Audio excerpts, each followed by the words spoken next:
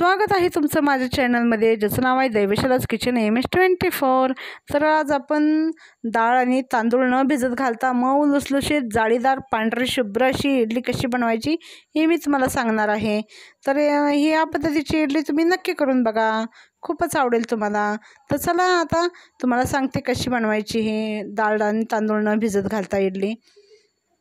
तर मी इथे डाळ आणि तांदूळ घेतलेले आहेत आणि पोहे घेतलेले आहेत। हे बघा, इथे मी ही उडीद डाळ घेतलेली आहे 1 वाटी। हे स्वच्छ निवडून घेतलेले आहे आणि ओल्या कापडाने पुसून घेतलेले आहे आणि फॅन खाली वाळवून घेतलेले आहे। इथे छोटी वाटी पोहे घेतलेले आहेत आणि उडीद डाळ घेतली त्याच वाटीने 3 वाटी तांदूळ घेतलेले आहेत। हे रेशनचे तांदूळ आहेत, ते हे चांगलं ओल्या कपड्याने पुसून वाळवून घेतलेले आहेत फॅन खाली। आता डाळ, तांदूळ आणि पोहे व्यवस्थित मिक्स करून घ्यायचे। हे बघा, व्यवस्थित असे मिक्स करून घ्यायचे। हे बघा, असं व्यवस्थित मिक्स करून घ्यायचं आणि गिरणीवरती दळून आणायचं। हे बघा, आता गिरणीवरती मी दळून आणलेलं आहे। हे आपलं इडलीचं प्रेमिक्स तयार झालेलं आहे। आता एक पातेलं घेतलेलं आहे, यामध्ये मी इडलीचं प्रेमिक्स टाकून घेतलेलं आहे। हे बघा, आता यामध्ये आपल्याला लागेल तेवढं पाणी ओतून घ्यायचं। हे बघा, व्यवस्थित असं हाताने मिक्स करत राहायचं, म्हणजे याच्या गाठी वगैरे असतील तर त्या निघून जातील।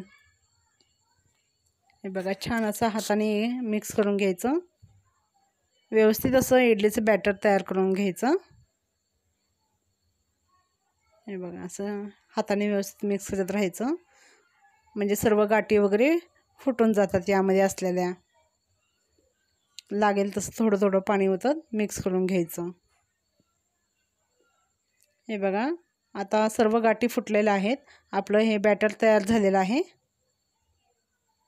हे बघा, छान असं सर्व गाठी फुटलेल्या आहेत। एवढं पातळ असं करून घ्यायचं बॅटर। आता हे मी 2 पातेल्यामध्ये काढून घेतलेलं आहे, कारण की एका पातेल्यामध्ये हे बॅटर फर्मेंट झाल्यावरती बाहेर ओतू जातं। आता हे बघा, हे फुलून बॅटर एवढं झालेलं आहे, दोन्ही पातेले फुल भरलेले आहेत। हे बघा, ताटाला पण लागलेलं आहे, पूर्ण असं फुगलेलं आहे पीठ। हे बघा, छान असं मिक्स करून घ्यायचं। हे बघा, छान फर्मेंट झालेलं आहे। आता यामध्ये चवीनुसार मीठ टाकून घ्यायचं आणि थोडंसं मिक्स करून घ्यायचं। हे बघा, आता यात पाव चमचा खाण्याचा सोडा टाकायचा आणि तोही चांगला व्यवस्थित मिक्स करून घ्यायचा। इथे सोडा वापरला नाही तरीही चालेल, पण मी थोडासा इथे सोडा वापरलेला आहे। हे बघा, आपलं बॅटर तयार झालेलं आहे इडलीचं पिठाचं। आता मी इथे इडलीचं साचे घेतलेले आहेत। हे बघा, आपण ज्यामध्ये इडली बनवणार आहेत त्या प्लेटीला थोडंसं असं तेल लावून घ्यायचं। हे बघा, असं व्यवस्थित हाताने पसरवून घ्यायचं तेल। आता या प्लेटमध्ये इडलीचं बॅटर टाकून घ्यायचं। हे बघा, जेवढं बसतं तेवढंच बॅटर टाकून घ्यायचं। हे बघा, असं सर्व प्लेटमध्ये इडलीचं बॅटर टाकून घ्यायचं।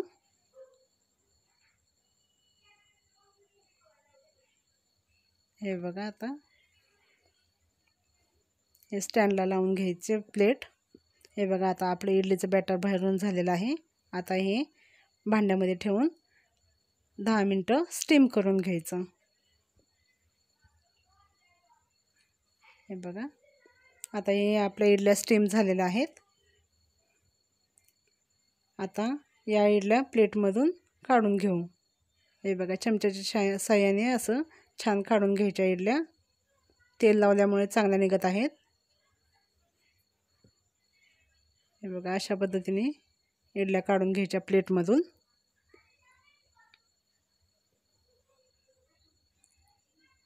हे बघा आता आपल्या इडल्या प्लेटमधून काढून झालेल्या आहेत. हे बघा मस्त अशा हलक्या झालेल्या आहेत इडल्या. हे बघा मस्त अशा पांढऱ्या शुभ्रही झालेल्या आहेत आणि जाळीही किती मस्त आलेली आहे. अशा पद्धतीच्या इडल्या नक्की करून बघा, खूप आवडतील तुम्हाला. आणि जर तुम्हाला ही माझी रेसिपी आवडली असेल तर प्लीज माझ्या चॅनलला लाईक, शेअर आणि सबस्क्राईब करायला विसरू नका. आणि अशा पद्धतीच्या इडल्या नक्की करून बघा.